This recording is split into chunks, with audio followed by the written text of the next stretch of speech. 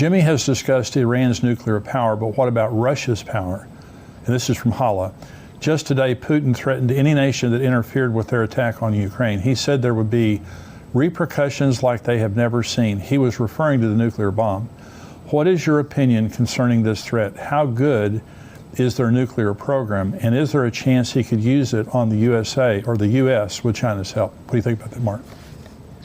Well, it's a real threat. They have more nuclear weapons than anybody in the world.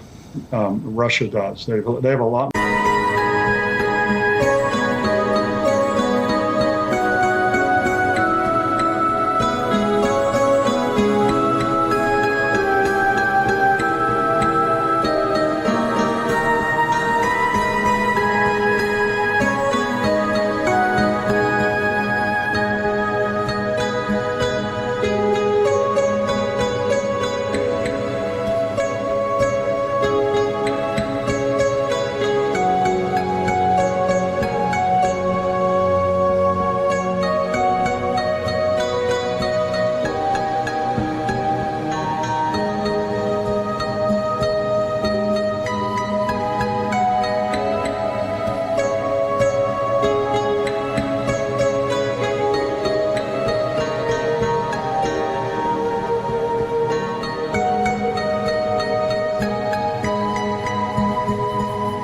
More than we do. Now, again, how many do you need to blow up the world? But they have, their stockpile's massive. Would he do that? We don't know. Again.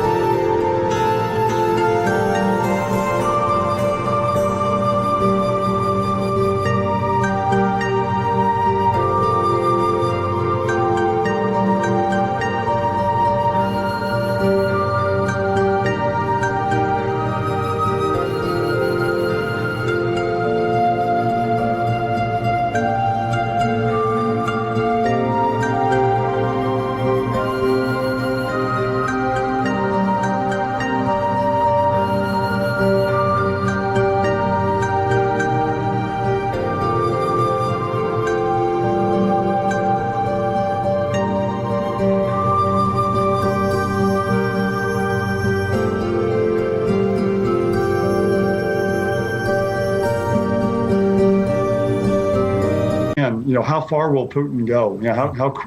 How crazy is he? And what is he? I don't think he's crazy in the sense of insane or something, but calculating. He's not going to be humiliated. Right. He's not going to be embarrassed. That happened in 1991.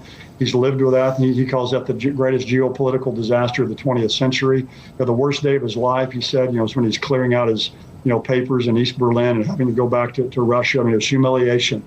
And so he was when he was a KGB agent. So he doesn't want that to happen again. And I think he'll do whatever he has to do.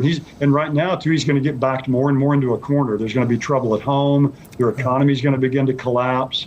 And the worst kind of a bear, is a bear that's been robbed of her cubs and then that's cornered. Right. And once he's cornered like this, we don't know what he will do. And I think there's a lot of people who are asking that question. So. I don't know. We don't know how far he'll go. We don't know if this is a bluff that he's making, but I think in his own mind, he would be willing to do it to save face and to not have his country go down and be humiliated. I agree with that. This is from Michelle. It says, I am confused about something. I have heard about the great military might of Russia, yet he seems to be struggling. Is this because he hasn't fully lent his true military and capabilities on Ukraine? It seems to me that Israel could squish him, hands down. What do you think about that? Well, there's military operations are notoriously difficult. You've got all these long supply lines and all. I mean, if Vladimir Putin wants to go in there and take Ukraine, he can take it. If he doesn't care what he does, bomb every city, he could take it quickly. I think they're wanting to preserve infrastructure and a lot of those things. They're hoping the people there will just surrender and give up. The problem for Israel's tiny. I mean, Israel obviously has nuclear weapons and all that, but Israel is as far as Jews living in Israel, it's 6 million people. Right. Russia has 1/8 of the landmass in the world. I was reading that recently. That's fascinating. They have an eighth of the world's landmass in Russia. Israel's the size of New Jersey. Yeah. So you're talking about just an overwhelming force, really. Now, Israel would have to use, in a war with someone like Russia, Israel would have to use nuclear weapons. That's right. To come out on top. They could defeat them in that way, but but Israel, one nuclear weapon in Israel, and the country, the whole country's gone. Oh yeah, absolutely. Whereas you hit Moscow or St. Petersburg, I mean, it's a huge, massive country. This is Maggie. With Russia and China recently performing military drills together, North Korea having now missiles that can reach the U.S., and Iran in cahoots with them, could the U.S. be targeted for destruction? What do you think about that? Well, I think that's what they all want. All of them want that, and I think a lot of them, though, are watching us kind of start collapsing from within.